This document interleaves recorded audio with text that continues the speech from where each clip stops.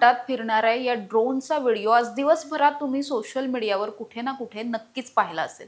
मात्र हा ड्रोन बोगदेव घाटात नेमकं काय करतोय हा प्रश्न तुम्हाला देखील पडला असेल। याच प्रश्नाचं उत्तर आज आपण खरं तर जाणून घेणार आहोत।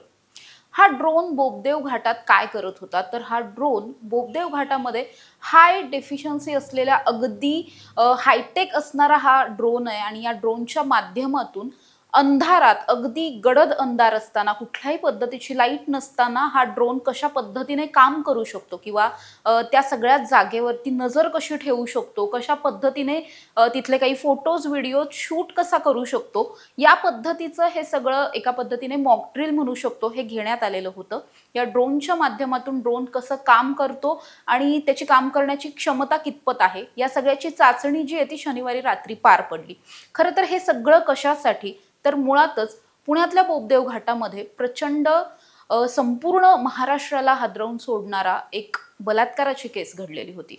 ज्यावेळी हे सगळं घडलं त्यानंतर पुणे पोलिसांना असं जाणवलं की अशा पद्धतीच्या ज्या टेकड्या आहेत या टेकड्यांमध्ये कुठल्याही पद्धतीची सुरक्षा यंत्रणा नाहीये, पोलीस नाहीयेत, त्याचबरोबर सीसीटीव्ही नाहीयेत, मोबाईलला रेंज या परिसरामध्ये नसते। त्यामुळे ज्यावेळी बोगदेव घाट अत्याचार प्रकरणामधल्या आरोपींना शोधायचं होतं त्यासाठी खरं तर खूप मोठा कालावधी लागला।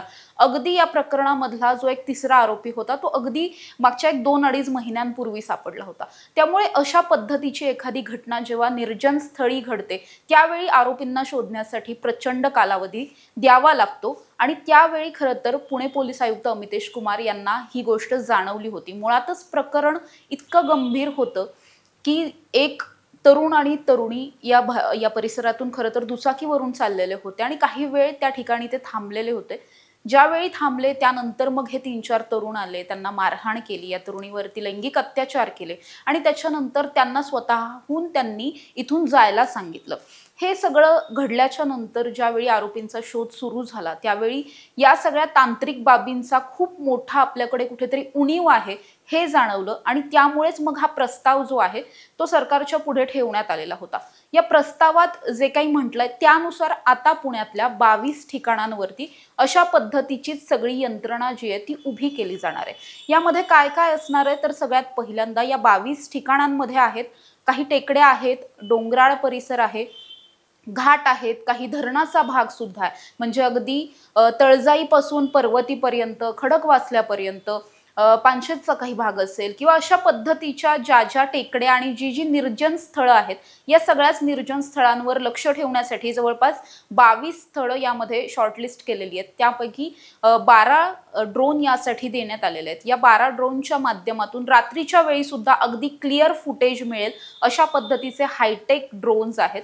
हे ड्रोन संपूर्ण रात्रभर ज्या ठिकाणी पोलीस गस्त घालू शकत नाही त्या ठिकाणी हे ड्रोन गस्त घालणार आहेत।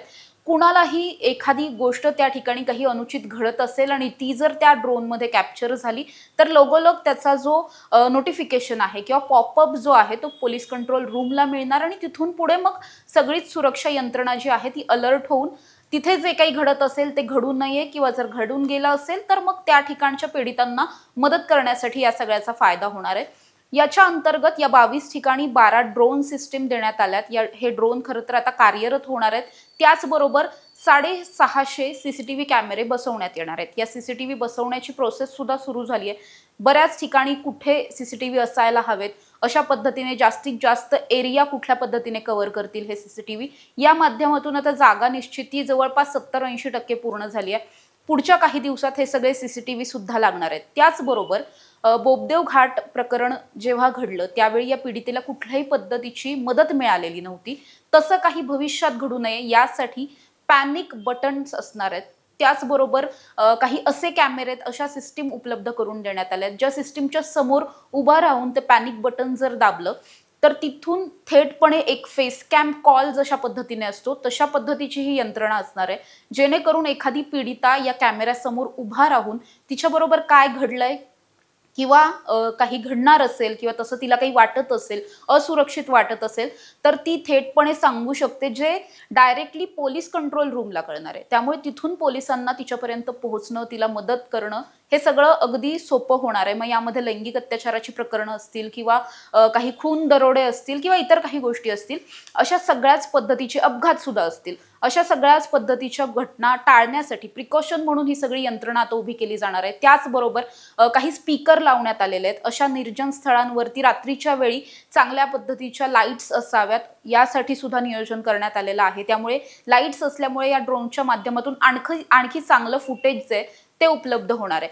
अशी सगळीच यंत्रणा पुढच्या काही दिवसांमध्ये पुणे पोलिसांच्या वतीने कार्यरत केली जाणार आहे, जेणेकरून भविष्यामध्ये बोगदेव घाट सारख्या कुठल्याही घटना संपूर्ण पुणे शहरामध्ये घडू नयेत यासाठी हे सगळं करण्यात आलंय. अर्थात या यंत्रणांचा पहिलं जे प्रात्यक्षिक होतं किंवा डेमो जो होता तो बोगदेव घाटापासून सुरू झाला. परवा दिवशीच पुणे शहरामध्ये मुख्यमंत्री देवेंद्र फडणवीस, पालकमंत्री, उपमुख्यमंत्री अजित पवार यांच्या उपस्थितीमध्ये कार्यक्रम पार पडला. या कार्यक्रमामध्ये सुद्धा या सगळ्याचा डेमो देण्यात आला होता आणि तीच सगळी यंत्रणा जी त्या दिवशी डेमो दिला तीच यंत्रणा आता पुढच्या काही दिवसांमध्ये कार्यरत होताना पाहायला मिळणार आहे. त्यामुळे बोगदेव घाटामध्ये हा जो ड्रोन फिरत होता अशा पद्धतीचे 12 ड्रोन आता संपूर्ण पुणे शहरातली जी निर्जन स्थळं आहेत अशा स्थळांची काळजी घेणार आहेत. खरं तर त्यांच्या निगराणीखाली आता ही सगळी स्थळं असणार आहेत. त्यामुळे अशा पद्धतीने आत्तापर्यंत एखादा घाट उतरायचा असेल, एखादा डोंगर पार करायचा असेल तर प्रचंड भीती प्रत्येकच नागरिकाला वाटायची की एखाद्या घाटामध्ये कुठे गाडी बंद पडली किंवा कुठे दरोडा पडला, कुठे अनुचित असं काही घडलं, लैंगिक अत्याचार झाले, असं जर काही घडलं तर काय करायचं, ही जी एक भीती आत्तापर्यंत मनात होती, जी भीती बोगदेव घाट प्रकरणाच्या नंतर प्रचंड वाढलेली होती, ती भीती आता कुठेतरी कमी होणार आहे. संपूर्ण पुणे शहर जिथे लोकवस्ती जास्त आहे ती लोकवस्ती जशा पद्धतीने सुरक्षित भासते तशाच पद्धतीने ही निर्जन स्थळं सुद्धा सुरक्षित वाटावीत यासाठी पुणे पोलिसांकडून घेतलं गेलेलं हे खूप चांगला मार्ग जो आहे तो आता पुढे आपल्यासाठी लॉन्च होणार आहे. लोकांच्या सेवेत या सगळ्या यंत्रणा येणार आहेत आणि त्या अगदी काही दिवसांच्या अंतरामध्ये येणार आहेत. सुरुवात बोगदेव घाटापासून झालेली आणि अशाच पद्धतीने पुणे शहरातली निर्जन स्थळं जी आहेत ती सुरक्षित करण्याच्या दृष्टिकोनातून हे पहिलं पाऊल जे आहे ते पुणे पोलिसांकडून उचललं गेलेलं पाहायला मिळतंय.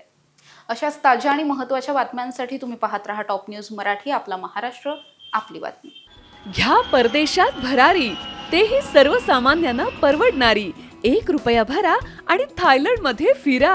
सचिन इंटरनॅशनल घेऊन आले आहेत जगातली सर्वात स्वस्त परदेश टूर. पूर्ण 5 दिवसांचं पॅकेज आता फक्त ₹32,999 पॅकेजमध्ये विमान प्रवास, हॉटेल, ब्रेकफास्ट, ट्रान्सपोर्ट आणि प्रेक्षणीय स्थळे.